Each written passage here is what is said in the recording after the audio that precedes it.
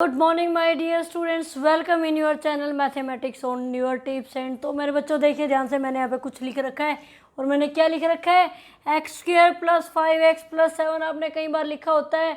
तो ये क्या है, यही तो है अलजेब्रा और यही आज का हमारा टॉपिक है। इसको हम क्या बोलते हैं, अलजेब्रा बोलते हैं। ये कैसे हुआ अलजेब्रा, ये देखिए ज़रा ध्यान से। क्या क्या यूज़ किया मैंने यहाँ पे, लेटर्स यूज़ किए भाई। कौन है लेटर हमारा, XYZ है। और क्या यूज़ किया मैंने यहाँ पे, नंबर्स यूज़ किए भाई।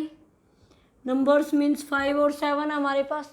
और क्या यूज़ किया मैंने, सिंबल्स यूज़ किए हैं। ये प्लस है, माइनस है, प्लस माइनस डिवाइड मल्टीप्लाई, ये क्या है हमारे सिंबल्स हैं। और जब इन सब का मिक्सर, इनको जब इकट्ठा करके यूज़ करते हैं तो क्या बन जाता है, हमारा अलजेब्रा बन जाता है। तो अलजेब्रा किसके अंदर आता है, हमारा फंडामेंटल कंसेप्ट के अंदर। तो आज का टॉपिक क्या रहेगा, फंडामेंटल कंसेप्ट जिसको हम बोलते हैं, और वो क्या होता है, हमारा अलजेब्रा होता है। क्लियर है। तो इसके अंदर इट्स मीन क्या हुआ कि अलजेब्रा भी एक मैथ्स का ही पार्ट है, मैथ्स की ही ब्रांच है। तो डेफिनेशंस क्या बोलोगे आप उसके अंदर, हम क्या क्या यूज़ करते हैं उसके अंदर, लेटर्स, नंबर्स और सिंबल्स। तो क्या बन जाता है, हमारा अलजेब्रा बन जाता है। तो अलजेब्रा की डेफिनेशन हुई आपको क्लियर। अब जो इसकी की टर्म्स है, अब जो इसके बेसिक्स जो सिंबल्स होते हैं, जो बेसिक डेफिनेशंस होते हैं, जो इसके अंदर हमेशा यूज होएगी, पहले हम वही करेंगे, बाद में हम एक्सरसाइज के पास जाएंगे। तो सबसे पहले माय डियर स्टूडेंट्स, इसके अंदर आ जाता है हमारे पास कांस्टेंट और वेरिएबल क्या होते हैं। अब देखिए सबसे पहले है हमारे पास कांस्टेंट, कांस्टेंट। नेक्स्ट मेरे बच्चों हमारे पास आ जाती है वेरिएबल। एक कांस्टेंट और दूसरा वेरिएबल। कांस्टेंट का मीनिंग क्या होता है, वो वैल्यू जो फिक्स होती है, जो कभी भी चेंज नहीं हो सकती।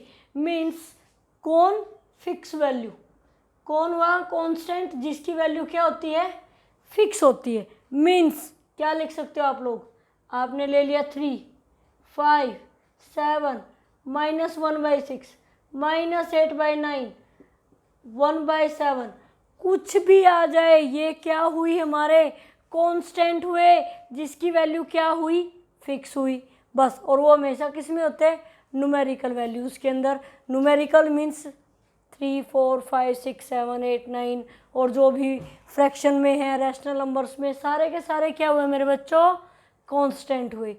अब आ जाते हैं वेरिएबल के पास।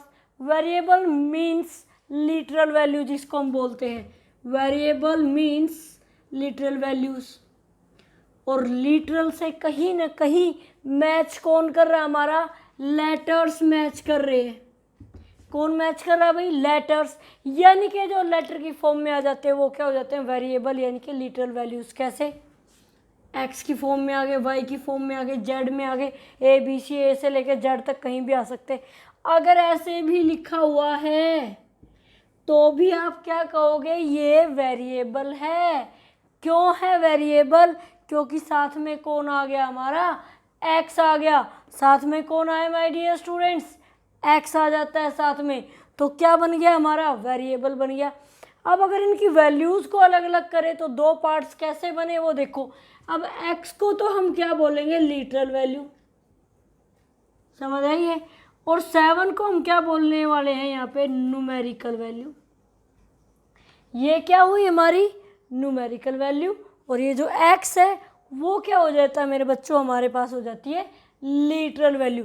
तो पहले तो ये दो चीज़ें आपको समझ आई अच्छे से कि कांस्टेंट तो क्या हुआ, फिक्स वैल्यू हुई, और वेरिएबल्स क्या हुए हमारे, अलग अलग, यानी कि लिटरल वैल्यू जिसको हम क्या बोलते हैं, और वेरिएबल बोल सकते हो, और साथ में क्या बोल सकते हो उसको, लिटरल वैल्यूज़ बोल सकते हो।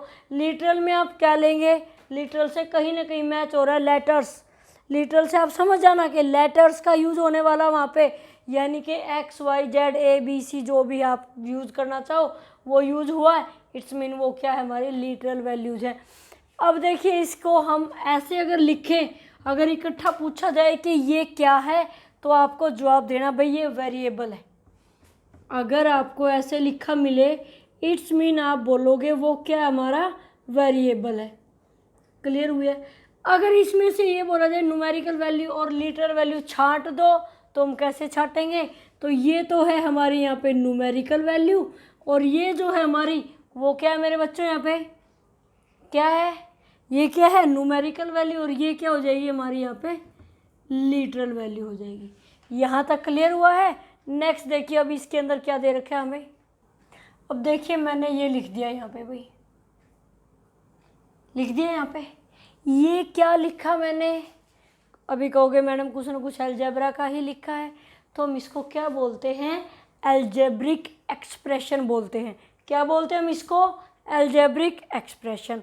अब अलजेब्रिक एक्सप्रेशन कितने टाइप्स के होते हैं वो ध्यान से देखिए।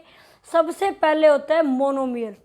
पहला जो पार्ट है वो क्या होता है मेरे बच्चों? मोनोमियल। क्या होता है?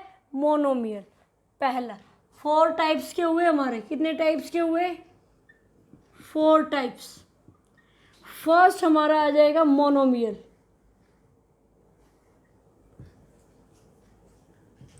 मोनोमियल का मतलब एक ही terms, only one terms, only one terms, यानी कि 4x 6x², 3y अकेला 7, ये क्या है? मोनोमियल्स है। क्या है ये? मोनोमियल्स है। अकेला अकेला दे रखा है कोई भी। अब आ जाता है बायनोमियल। बायनोमियल का मतलब क्या हो गया? Bye means 2, monomial means 1, binomial means 4x² + 7x, भी 1 और 1 2, दोनों को मिला दिया सिंबल्स के साथ, तो क्या बन गया? बायनोमियल। समझ आ रही है? मोनोमियल्स मीन्स अकेला एक ही दे रखा 4x 7y², 7x, कुछ भी दे दे, ये क्या है? अकेले अकेले, बीच में कोई सिंबल नहीं है, तो मीन्स क्या है? मोनोमियल। अब बीच में एक बार सिंबल यूज हो रहा है, जब 2 टर्म्स को इकट्ठा, ये क्या होती है? हमारी टर्म्स होती है, इनको इकट्ठा मिला के सिंबल्स के साथ लिख दिया जाए तो क्या बन गया? बायनोमियल। नेक्स्ट जो थर्ड पार्ट है वो है हमारा ट्राइनोमियल। नाम से पता चल गया होगा आपको, ट्राइनोमियल्स मीन्स 3 टर्म्स। ये क्या है? ट्राइनोमियल ही तो है, 1 2 3। जब 3 टर्म्स को इकट्ठा लिख दिया जाए, आपको दे रखा 5x² + 7y² + 6, क्या बन गया हमारा? ट्राइनोमियल मिल गया भाई। 3 टर्म्स इकट्ठी ले रखी है, कितनी ले रखी है मेरे बच्चों? 3 टर्म्स को इकट्ठा ले रखा है, इट्स मीन क्या बन गया हमारा? ट्राइनोमियल बन गया। नेक्स्ट जो फोर्थ है वो है हमारे पास मल्टीनोमियल। वो क्या हमारे पास है? मल्टीनोमियल। मल्टीनोमियल का मीन्स क्या हो गया? 3 से ज़्यादा एक्सप्रेशन, 3 से ज़्यादा एक्सप्रेशन दे रखा 5x² + 7xy - 7y² + 7। अब देखो 1 2 3 4, 3 से ज़्यादा हो गए ना, इट्स मीन क्या बन गया हमारा? मल्टीनोमियल। जो टाइप्स ऑफ एक्सप्रेशंस हैं अलजेब्रिक एक्सप्रेशन, एक बार दोबारा रिपीट कर देती हूँ। 4 तरह के हुए। मोनोमियल जिसके अंदर सिर्फ एक सिंगल टर्म्स दे रखी है। फिर मेरे बच्चों आ जाता है बायनोमियल, जिसके अंदर हम लेंगे 4x², 7x and these things. फिर हमारे पास आ जाता है ट्राइनोमियल, जिसमें हम लेंगे 5x² + 7y + 6, मीन्स जब 3 टर्म ले ली। नेक्स्ट हमारे पास था यहाँ पे मल्टीनोमियल। मल्टीनोमियल के अंदर जब हमने 3 से ज़्यादा एक्सप्रेशन लिए, कितने एक्सप्रेशन लिए मेरे बच्चों? हमने लिए 3 से ज़्यादा एक्सप्रेशन लिए। अभी यहाँ पे मैंने आपको बताई है टर्म्स, तो वो टर्म्स कौन कौन सी होती है वो अब देखो ध्यान से। टर्म्स का मीनिंग क्या हुआ यहाँ पे? मैंने यही बोला ना भाई, 2 टर्म्स मिल गई, 3 टर्म्स मिल गई, तो अलजेब्रिक एक्सप्रेशन हमारा क्या हो गया? मोनोमियल हो गया, बायनोमियल। ये टाइप बताए। तो अब इसके बीच में आप कहोगे मैम ये जो आप टर्म्स बोल रहे हो वो होता क्या है? अब देखिए मैंने आपको ये सब कुछ लिख के दिया था, ये दिया था लिख के, तो ये क्या है? एक टर्म है, तो आप क्या लिखोगे? टर्म 1 = 4x², टर्म 2 = दूसरी कौन हमारी? ये है। जो साइन होता है मेरे बच्चों टर्म्स लिखते हुए साथ में चलेगा। अगर यहाँ बाय मिस्टेक माइनस का साइन होता तो आप क्या लिखते? -7x। अब प्लस है तो हमने क्या ले लिया, यहाँ पे प्लस ले लिया है। और जो टर्म नंबर थर्ड है हमारी, वो क्या है हमारे पास, प्लस का 8 है। तो आपको होप्स हो कि टर्म्स आपको समझ आई होगी। अब जो टर्म्स के अंदर दो पार्ट होते हैं, टर्म्स के अंदर हमारे क्या होते हैं, दो पार्ट होते हैं। एक क्या होता है लाइक टर्म्स, और दूसरा क्या होता है अनलाइक टर्म्स। और तो लाइक और unlike terms my dear students कौन सी होती है, वो एक बार समझो ध्यान से। अब मैं आपको बताती हूँ, एक है हमारे पास है लाइक टर्म्स, देखिए लाइक टर्म्स, और दूसरी होती है हमारे पास अनलाइक टर्म्स। तो अनलाइक में और लाइक में दोनों में फ़र्क क्या है। लाइक मीन्स जो उनकी लिटरल वैल्यू होती है, मीन्स एक्स वाई जेड जो पीछे होते हैं, लेटर्स जो होते हैं वो क्या होने चाहिए, सेम होने चाहिए। और जो न्यूमेरिकल वैल्यू हो वो बेशक से क्या हो, सेम ना हो, बेशक से सेम ना हो। क्यों नहीं हुई, ये देखो ध्यान से। लाइक टर्म्स अनलाइक टर्म्स, मैंने ऐसे लिख दिया, मैंने लिख दिया यहाँ पे 7yx, मैंने यहाँ पे लिख दिया 8yx। इसका क्या मीनिंग हुआ, एक्स वाई है तो एक्स वाई आगे पीछे बेशक से लिख रखा है, बट है क्या ये एक्स वाई है। और यहाँ पे भी क्या हमारा एक्स वाई है। तो मीन्स क्या हुआ हमारा, लाइक टर्म्स हो गया है। और न्यूमेरिकल वैल्यू क्या डिफरेंट है, 5 है, 7 है, 8 है, उसका कोई इफेक्ट नहीं है लाइक टर्म्स के ऊपर। लाइक टर्म्स तो हमारी क्या रहेंगी, ऐसे होती है जब उनकी लिटरल वैल्यू, यानी कि जो पीछे की जो लिटरल वैल्यू है एक्स वाई जेड है, वो क्या हो माय डियर स्टूडेंट्स, सेम हो। समझ आइए। अब आ जाते हैं हम लोग अनलाइक टर्म्स पे।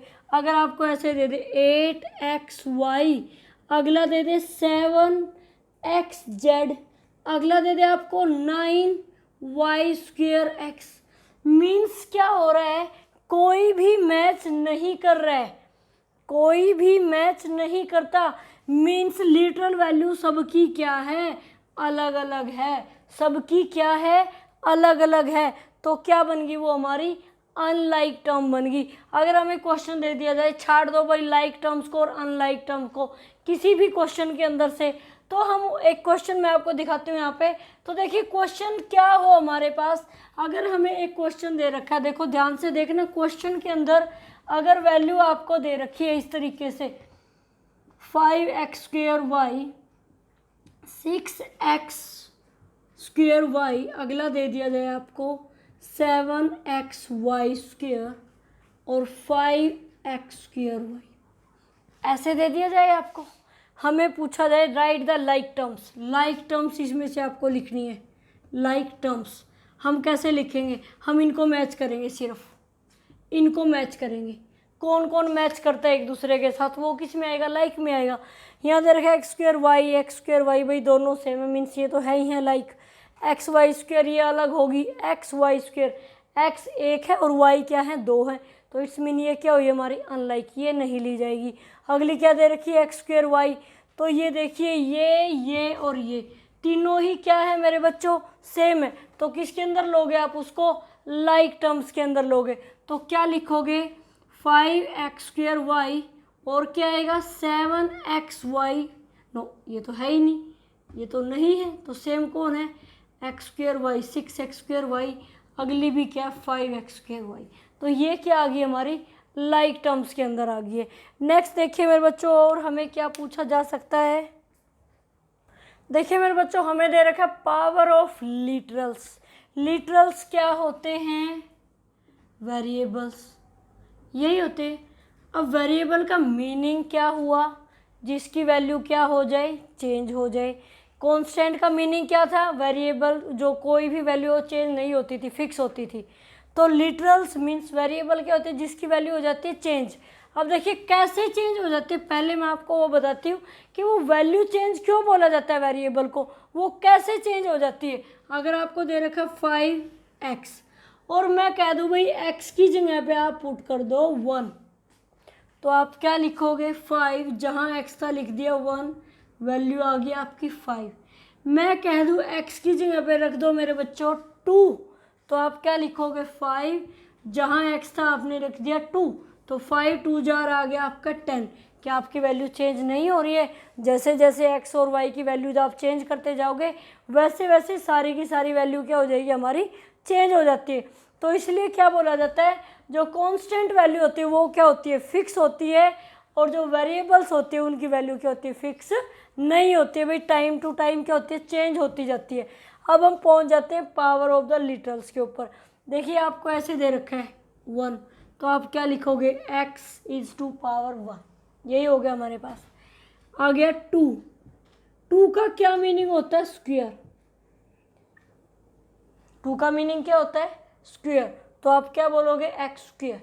नेक्स्ट हमारे पास आ जाता है एक्स की पावर 3, तो 3 पावर हो जाती है, उसका मीनिंग क्या होता है, क्यूब। और जब पावर क्या आ जाए हमारे पास, 4 आ जाए, 5 आ जाए, तो क्या लिखोगे, x to the power of 4, x to the power of 5, x is the power of 6, 7, जितनी भी दे रखी वैल्यू ऐसे दे दे आपको, तो फिर हम इसकी पावर की फॉर्म में उसको राइट करना स्टार्ट कर देते हैं। ठीक है, x is the power 4, x is to the power 6, x is to the power 5, इस तरीके से बोलोगे आप उसको। बट अगर खाली x की पावर 1 दे रखे तो हम उसको x ही बोलते हैं। ठीक है, क्योंकि जिसकी पावर कुछ भी नहीं होती, जिसकी पावर कुछ भी नहीं होती, तो हमेशा ध्यान रखना वेरिएबल्स के अंदर उसकी पावर हम कंसीडर क्या करते हैं, 1 करते हैं। मेरे को ऐसे दे रखा है, खाली y दे रखा है, इसका क्या मीनिंग है माय डियर स्टूडेंट्स, इसकी पावर कुछ भी नहीं है, तो हम कंसीडर करेंगे कहीं ना कहीं पावर क्या है, 1 है, वो हम शो नहीं करते। एक तो ये मेथड हुआ इसका। दूसरा क्या होता है, अकेला y दे रखा है, इसके आगे कुछ भी नहीं है, वहाँ पे भी उसकी न्यूमेरिकल वैल्यू क्या होएगी, जल्दी बोलो। तो न्यूमेरिकल वैल्यू क्या होने वाली मेरे बच्चों, 1 ही होने वाली है। अगर इसके आगे कुछ भी नहीं दे रखा है, इट्स मीन वहाँ पे भी क्या है, 1। इसकी पावर कुछ भी नहीं दे रखी है, इट्स मीन वहाँ पे भी क्या है, 1, जो कि हमें शो नहीं किया जाता है। ये क्या थे हमारे पास, पावर ऑफ द लिटरल्स था। क्या था हमारे पास, पावर ऑफ द लिटरल्स था। अब देखिए कुछ ऑपरेशंस, कुछ सिंबल्स मैं आपको दिखाती हूँ जो अलजेब्रा के अंदर यूज़ किए जाते हैं। तो मेरे बच्चों इसके अंदर आपसे सिंबल्स दिए हुए होते हैं। सबसे पहला तो हमें सिंबल पता होना चाहिए। देखो आपको पता होता है प्लस माइनस मल्टीप्लाई डिवाइड, ये तो आपको पता ही है। ठीक है, उसके बाद ये वाला साइन होता है, इसका मतलब क्या है, इक्वल टू, कोई भी चीज़ आपस में क्या हो रही है, बराबर हो रही है, इक्वल टू का साइन। फिर इसके अंदर क्या आ जाता है, इस तरीके से भी उस सिंबल को काट दिया जाता है, इस तरीके से। ऐसे नहीं काटते, हमेशा थोड़ा सा यूँ स्लैंटिंग में काटते, तिरछा काटते हैं उसको, तो उसको हम क्या बोलेंगे, नॉट इक्वल टू, भाई इक्वल है ही नहीं। ठीक है, उसके बाद मेरे बच्चों हमारे पास आ जाता है जिसकी साइड इसका मुंह ओपन है, इट्स मीन क्या है, वो वैल्यू ग्रेटर है। अब इस साइड इसकी क्या है, ये नोक है, मुंह क्या है, बंद है, इट्स मीन क्या है, वो लेस देन है। ठीक है, अगर मैं आपको इस तरह से इसको ऐसे काट दूँ, फिर टीडा करके तिरछा करके काट दिया, इट्स मीन क्या हुआ, नॉट ग्रेटर। ठीक है, इसको काट दूँ, इट्स मीन क्या हुआ, नॉट इक्वल, वो sorry not less, means not greater not less. यहाँ तक क्लियर हुआ है। तो नेक्स्ट माय डियर स्टूडेंट्स, एक और आपको अगर ऐसे दे दी जाए, इसका क्या मतलब है, ग्रेटर एंड इक्वल, मीन्स जो वैल्यू है, ये जो वैल्यू है, ये देखो, ये क्या कहोगे, 8 क्या है, ग्रेटर देन 5 और इक्वल टू 8। यहाँ पे आप x लिखोगे, x की वो वैल्यू जो क्या हो, जो क्या है लेस देन, x की साइड हुई ना चोंच, तो क्या लिखोगे, लेस देन और इक्वल टू 8। अगर मैं यहाँ लिख दूँ x और यहाँ लिख दूँ 8, तो उसका क्या मीनिंग हुआ कि जो x है वो क्या है, ग्रेटर है और इक्वल टू है किसके है, 8 के। बताइए समझ कि जो x है वो क्या है, मुंह खुला हुआ, इट्स मीन ग्रेटर है, और ये जो साइन आ जाए इसका मतलब क्या होता है, इक्वल है किसके, 8 के। यहाँ से दोनों कंप्लीट हो गए, लेस देन वाले और ग्रेटर देन इक्वल टू वाले भी हमारे। ठीक है, उसके बाद मेरे बच्चों ये इस तरह के से 2 डॉट, इस तरीके से 3 डॉट, यहाँ पहले 2 डॉट ऊपर, एक नीचे, फिर 1 डॉट ऊपर और 2 नीचे, इस तरीके से दिए होते हैं। इसका मतलब क्या होता है, देयरफॉर, और इसका मतलब क्या होता है, सिंस, जिसको हम बिकॉज में भी यूज़ करते हैं कि भाई हाँ, because this is the this property we use, this symbol we use, why, तो यहाँ पे हम क्या इसको बिकॉज का साइन भी बोल सकते हैं हम इसको। जब आप ज्योमेट्री करोगे ना तो ज्योमेट्री के अंदर हमेशा यूज होता है। जब हम प्रॉपर्टी लिखते हैं ना तो प्रॉपर्टी से पहले लिखते हैं बिकॉज दिस इज दिस। समझ आ रही है? फिर देखिए इसी से रिलेटेड अब इन सिंबल्स को यूज करते हुए और एक और जो मैंने आपको आई फॉरगॉट दीज थिंग्स, अगर किसी की भी value zero power and exponent में की दी जाती है चीज़ें, किसी की भी पावर जीरो है, चाहे कोई वेरिएबल है चाहे कोई कांस्टेंट वैल्यू है, जैसे ही पावर जीरो दिखे लिख दो वैल्यू 1। उसकी वैल्यू क्या लिखोगे? 1। आपको दे दिया जाए 5 की पावर 0, हमेशा ध्यान रखने वाली चीज़ होती है। तो वैल्यू कहीं पे भी दिखे, मैथ्स के अंदर बहुत बार आ जाता है, 5 की पावर 0 दिखी क्या आएगी? 1। x की पावर 0 दिखी तो अभी वैल्यू क्या आएगी? 1। कहीं पे भी पावर 0 दिख जाए वैल्यू क्या राइट कर दोगे? वहाँ पे 1 राइट कर दोगे। अब देखिए कुछ इसी से रिलेटेड क्वेश्चन जो आपके एक्सरसाइज के अंदर पहले वो करेंगे, और जो नेक्स्ट इसके थोड़ा सा जो बेसिक टर्म्स का जो रह गया पार्ट वो हम नेक्स्ट एक्सरसाइज से रिलेटेड है तब करेंगे। अब क्वेश्चन देखिए मेरे बच्चों, अगर इस टाइप से क्वेश्चन पूछ लिया जाए आपसे, x is increase by 25, increase means बढ़ना, बढ़ना मीन्स प्लस हो जाना, सीधी सी बात है। x किससे इंक्रीज हुआ है? प्लस हुआ है किससे? 25 से, बस होगी। x इंक्रीज बढ़ गया किससे? 25 से। ये क्या हो गया? इसके अलजेब्रिक एक्सप्रेशन में लिख दिया भाई हमने तो इसको, ठीक है। अब ये क्या दे रखा हमें? 3 इज एडिड टू x, बस ये देखते जाना, स्टेटमेंट को पढ़ते जाना क्या दे रखा है, ठीक है, और उसको हमें लिखते जाना है। 3 इज एडिड टू x, 3 क्या हुआ? ऐड हो गया किसके अंदर? x के अंदर। चाहे आप इसको ऐसे लिख सकते हो क्योंकि प्लस में आगे पीछे हम लिख सकते हैं, बट माइनस आने के बाद कभी नहीं लिख सकते, वहाँ हमें ध्यान रखना होता है। 3 इज एडिड टू x कर दिया हमने, एंड रिजल्ट आ गया भाई, ये दोनों को ऐड करके रिजल्ट ये आया। इज डिवाइड बाय y, इस रिजल्ट को डिवाइड मीन्स भाग देना, मीन्स नीचे राइट कर देना, तो आपका आंसर क्या हो जाएगा? x plus 3 divide by y। हो गया आपका क्वेश्चन कंप्लीट। इसी तरीके से अगर आपसे पूछा जाए, एक आपके अंदर फर्स्ट ही क्वेश्चन दे रखा आपके एक्सरसाइज के अंदर के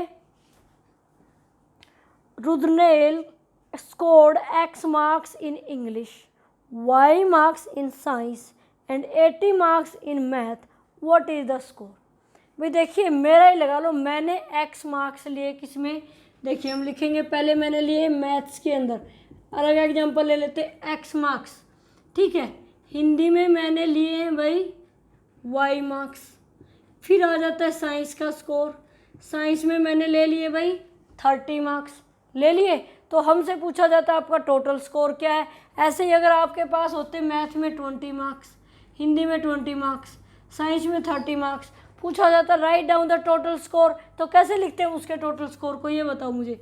अगर आपको ऐसे न्यूमेरिकल वैल्यू में दे रखा हो कि आपके हिंदी में आते हैं ना, आपके पास आपके मार्क्स ऐसे ही आते हैं, हिंदी में 20 आ गए भाई, इंग्लिश में 40 आ गए और साइंस में 50 आ गए, मतलब इस तरीके से कितने भी आ सकते हैं। तो हम क्या करते हैं, जब हम टोटल स्कोर करते हैं तो हम सबको आपस में क्या कर देते हैं? प्लस कर देते हैं। तो क्या आ जाएगा? 0 3 + 2 5 + 2 7। ऐसा ही करते हो आप लोग। अब यहाँ पे हमें क्या करना है, जब अलजेब्रिक एक्सप्रेशन में दे रखा है मेरे बच्चों, तो आप क्या करोगे उसको? x + y + 30, ये हो गया भाई टोटल स्कोर हमारा। हमने क्या किया? उन तीनों को आपस में प्लस कर दिया। ऑलमोस्ट जो बेसिक कंसेप्ट अलजेब्रा के वो इस तरीके से हुए।